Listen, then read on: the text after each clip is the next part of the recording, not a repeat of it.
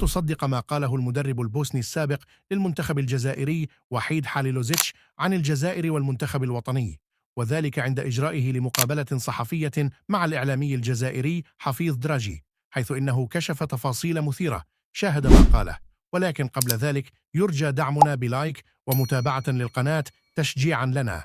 يسعى الناخب الوطني الأسبق وحيد حاليلوزيتش للعودة إلى الجزائر بشتى الطرق بعد غياب طويل عن البلد الذي احتضنه في وقت سابق.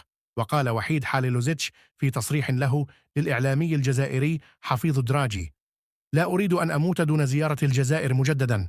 اللقاء الذي جرى بين الطرفين على هامش ملتقى سراييفو الذي تم فيه عرض فيلم حول مسيرته الكروية حسب منشور لحفيظ دراجي.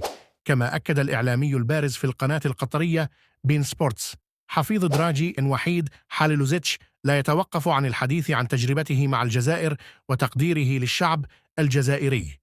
وسبق لحاليلوزيتش الإشراف على العارضة الفنية للخضر الذي قاده لإنجاز تاريخي بالتأهل إلى الدور الثاني من كأس العالم 2014.